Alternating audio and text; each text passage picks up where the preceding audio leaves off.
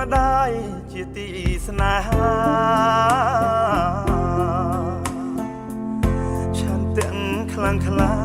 លើអងស្ត្រីថ្នមថែរូបកូនតាំងពីកូនទុំក្នុងផ្ទៃនឿយហត់យប់ថ្ងៃដើម្បីរូបកូនអស់9ខែម្ដាយថែរក្សាថ្នមកាយវិចារមិនឲ្យមានក្តីស្រឡាញ់អ្នកម្ដាយមានធំចម្បងមានគុណបំណងចង់ឲ្យកូនរស់ពេលឆ្លងទន្លេយ៉ាងធំអ្នកម្ដាយបារម្ភខ្លាចកូនមានគ្រូពេលកូនយំងាម្ដាយឲ្យមានឈ្មោះ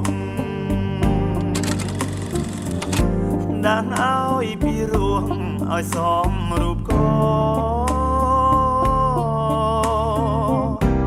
នអរគុណហើយអរគុណអ្នកម្ដាយ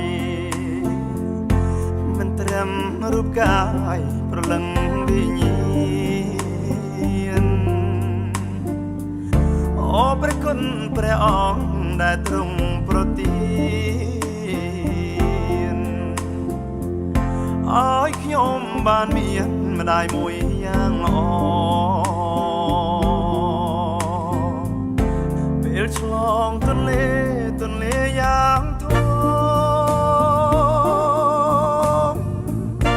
អ្នកម្ដាយបារម្ភខ្លាចកូនមានគ្រូ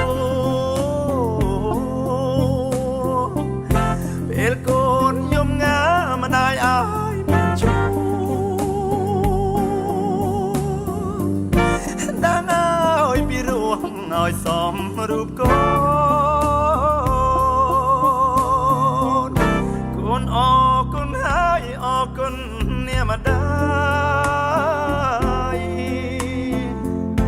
មិនត្រឹមរូបកាយប្រលឹងវិញ្ញា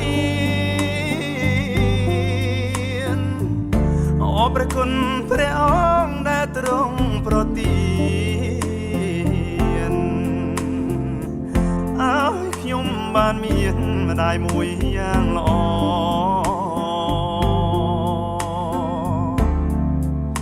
កូនសូមអរគុណកូនអរគុណអរគុណអរគុណពីអំណោយនៃជីវិតអរគុណរៀងរាល់ថ្ងៃកូននឹកចាំពីអ្នកម្ដាយជានិច្ចអរគុណ